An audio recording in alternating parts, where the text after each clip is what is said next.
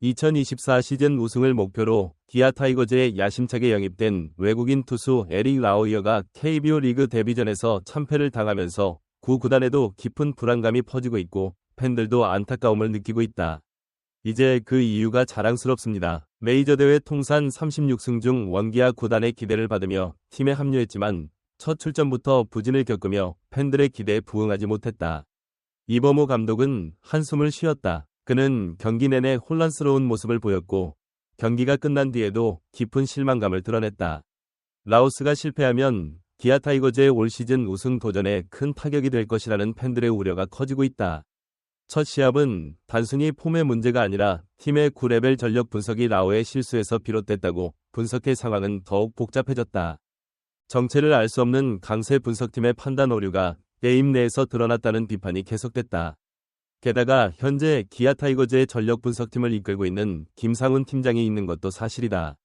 이전에도 배터리 트레이너로서 극심한 무능함을 보여 팬들의 재검토를 받은 바 있다. 그들의 분노는 이제 김상훈을 향하고 있다. 시청하시기 전에 관련 내용을 자세히 설명해드리며 구독과 좋아요는 큰 힘이 됩니다.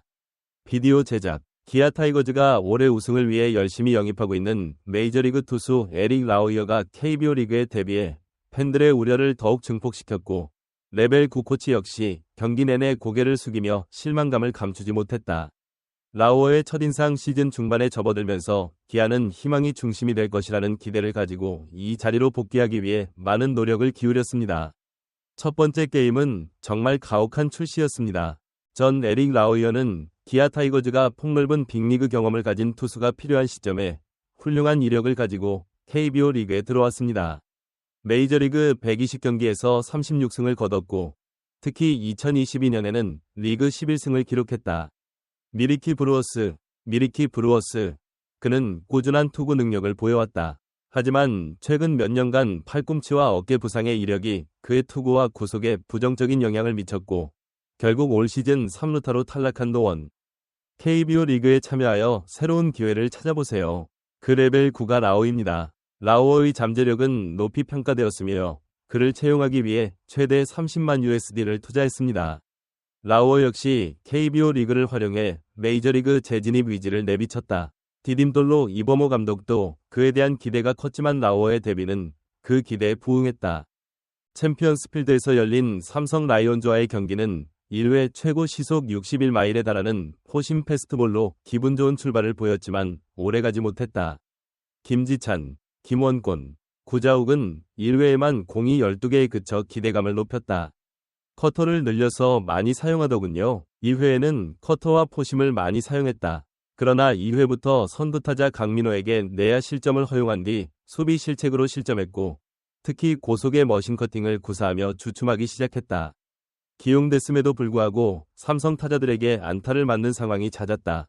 3에서 3투수로도 나선 우원은 박병호에게 좌익수 솔로 홈런을 내주고 결국 떠났다. 2회부터 투구수가 늘어났다. 기아차는 처음부터 많은 노력을 기울여야 했다는 느낌이 듭니다. 기아의 벤치 교체 시기는 적절해 보이지만 라오로 자신의 능력에 달려있다. 누락되었습니다. 최선을 다할 수 없는 경기였다. 그는 만족스럽지 못한 듯 고개를 저으며 들판을 걸어나갔다. 이날 예상했던 89타 이상 슛은 3.1라운드 만에 끝났고 그는 포기했다. KBO 토너먼트 데뷔전에는 안타가 없었다. 그는 홈런이었다고 보고서를 남겼다. 그의 패스트볼의 평균 구속은 97마일로 예상만큼 나쁘지는 않았지만 커터와 포심볼은 그랬다. 그는 일관성이 없었고 변화구의 효율성이 떨어졌기 때문에 타자에게 취약했고 경기 흐름을 제어할 수 없는 능력에 좌절했습니다. 이날 라오는 4점 홈런을 28개나 던졌다. 슬라이더 1개, 체인지업 5개, 컷 32개. 라오스 메이저리그도 사심과 컷 비율이 높아 스피드를 최우선으로 던지는 것과 큰 차이가 없었다. 기대를 뛰어넘었지만 최종 랩을 위한 좋은 경기였습니다. 공을 던진 당시 최고 속도는 147km로 이날 기준이다. 라오의 포심 패스트볼 최고 구속은 151km다. 평균 속도도 147km다. 속도는 줄었지만 2023년에는 속도가 조금 좋아진 것으로 전해졌다. 2라운드에서 힘을 많이 썼지만 3라운드부터는 속도가 조금 줄어들 수도 있을 것 같다. 컨디션은 더욱 좋아졌고 높은 직구의 위력과 삼성의 배트, 타자의 타이밍이 뒤로 밀려 많은 결과를 낳았다. 메이저리그 시절에도 포심 파워가 좋았지만 이 정도 파워와 구속을 보면 KBO 리그에서도 좋은 활약을 펼칠 수 있을 것으로 보인다. 스윙이 빠르기 때문에 속도가 타자에게 느껴진다. 커터 던지는 것에도 자신감이 있는 듯 보였고 이날 경기 결과는 좋지 않았지만 전체적으로 스트라이크와 공의 차이는 그리 크지 않았지만 즉 스트라이크와 공의 차이는 크지 않았다. 컨트롤이 좋다고는 느낄 수 없습니다. 우선 포심과 커터가 아닌 변화이고 컨트롤이 좋지 않다. 커브와 체인지업을 던졌음에도 스윙 앤 미스 비율이 떨어졌다. 그리고 자신이 믿었던 커터는 가끔 임대를 나가야 하는 결과를 낳기도 했다. 강민호에게 던진 커터가 위에서 몸쪽으로 휘어졌는데 강민호가 잘 쳐서 성공시켰다. 그러나 박병호에게 던진 커터는 직구에 집중하던 중 중앙에 걸렸다. 그때는 패스트볼에 집중하면서도 타격을 할 수 있는 때다. 그가 투구에 집중한 이유는 파워 분석부가 그의 투구를 제대로 맞추지 못했기 때문이다. 미국에 있는 동안에도 라오의 9이닝 홈런수는 너무 높아서 투구할 때나 팀의 선발 투수 중 하나였습니다. 포심과 커터로 성적은 좋지 않지만 커브와 슬라이더의 비율을 높이면 삼진 비율이 굉장하다. 라오르는 이날 슬라이더 1개만 던질 정도로 갇혀 있었고 커브도 8개만 던진 것으로 드러났다.